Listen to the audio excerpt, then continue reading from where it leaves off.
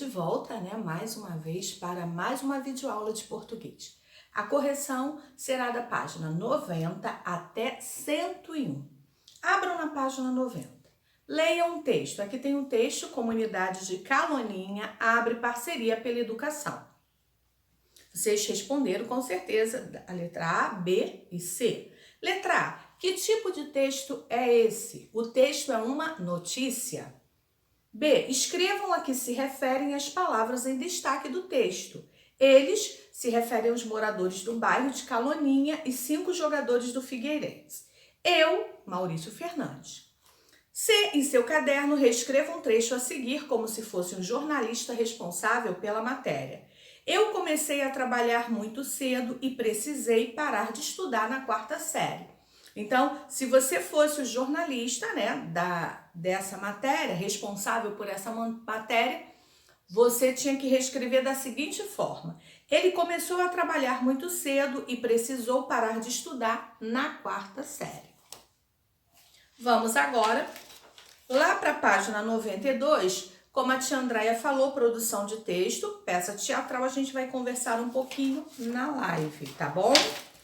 Vamos agora para a página 96, Vocês leram o texto, nas atividades finais, a cena 1 do texto dramático. E vocês leram agora o texto onde tinham os seguintes personagens: Donana, Nico, Bilela, Maneco. Então, vocês fizeram essa leitura e responderam as questões a seguir. 1. Dos personagens apresentados, quais aparecem nessa cena? Bilela, Maneco e Donana. 2. Em que momento da vida Donana aparece na cena? Ela aparece na cena quando ela já é avó. 3. Ao descrever o personagem Nico, a autora do texto escreve a mesma coisa que Donana. O que isso significa? Significa que Nico, como Donana, será mostrado em 2 momentos de sua vida: como criança e na fase em que é uma pessoa idosa. 4. Releia. Observação. Esta não é uma história no sentido tradicional em que se conte um causo. É mais uma cena, um momento que só vai valer se conseguir recriar o clima de ternura que teria o original. A quem se destina essa observação? As pessoas que vão encenar o texto. B, porque a autora diz que a história só vai valer se conseguir recriar o clima de ternura. Comente. Bom, porque provavelmente ela deseja enfatizar a necessidade de, durante a encenação da história, criar-se um clima mágico ou poético, favorável à provocação de emoções e sentimentos por parte de quem assistirá a peça. Página 97, número 5. Ligue os personagens às suas ações na cena. Bilela, vocês vão ligar com brinca de costurar. E Maneco com brinca com carrinho. 6. Tente explicar de acordo com o trecho a seguir o que significa insofismável. Se não conseguir, consulte um dicionário e diga qual dos sentidos consultados é o mais adequado a esse contexto. Os dois continuam a discussão, que não é violenta. É daquele tipo que acontece entre crianças, na qual cada um é o dono absoluto de uma verdade insofismável. Qual é o significado dentro desse contexto dessa palavra? É incontestável. 7. Donana diz a Bilela que sorrir é diferente de rir. O que significam essas palavras? Se necessário, consulte o dicionário. Rir significa contrair os músculos da face e emitir o som. Sorrir, fazer um movimento suave com os lábios e com o rosto. 8. O que há no texto que o caracteriza como dramático? A descrição dos personagens, cenário da história, rúbricas e diálogo entre os personagens. Página 98, leia o texto a seguir para responder as atividades 9 a 11. Então, vocês leram esse pequeno texto, frutose e um açúcar sob suspeita. 9, retire do texto uma paroxítona terminada em consoante, açúcar, muito fácil. 10, retire do título uma paroxítona com a vogal O aberta na sílaba tônica, frutose. 11, retire do texto 5 palavras paroxítona. Vou dar para vocês algumas possibilidades de resposta. Frutose, açúcar, suspeita, frutas, usado, produtos industrializados, acende, suposta obesidade e doenças. 12. Complete as lacunas com uma das palavras entre parênteses. Letra A, amiga, isso não é inacreditável? Inacreditável com acento agudo no A. B, como seu pai bateu o automóvel?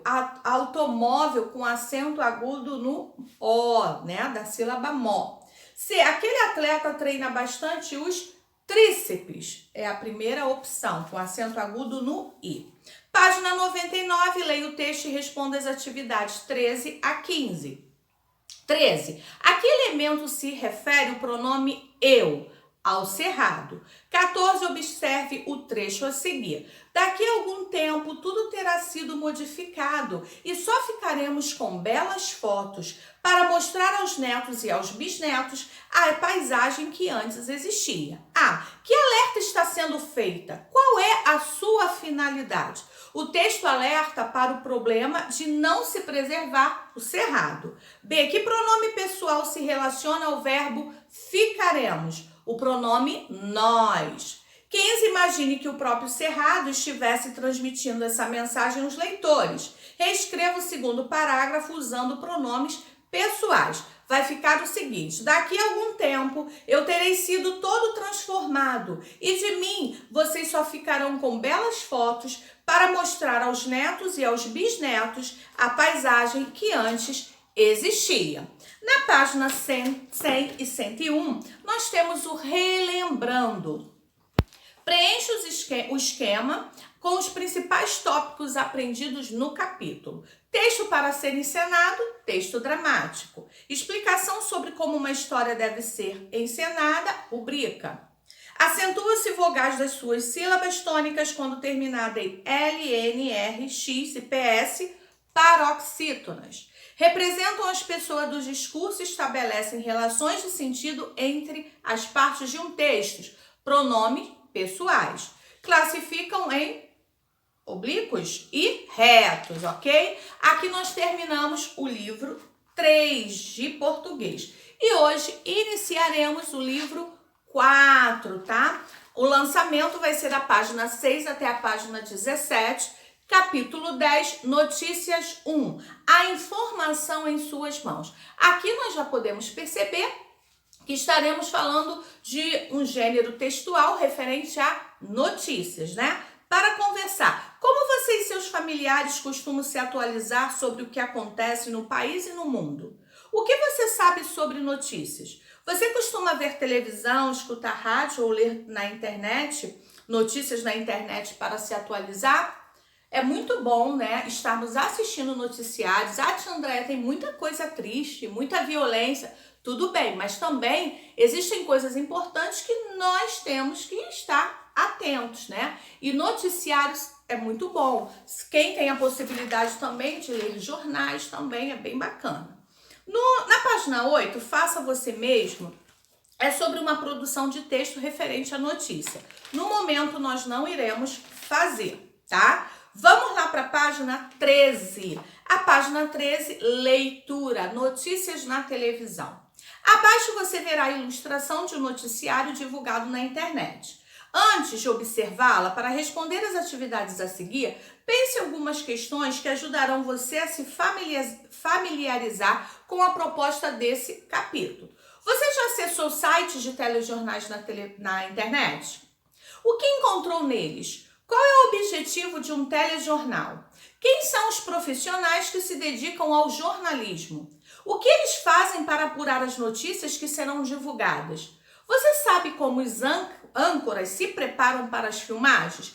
Âncoras são um jornalista televisivo responsável pela apresentação e pelo desenvolvimento dos assuntos a serem divulgados nos noticiários.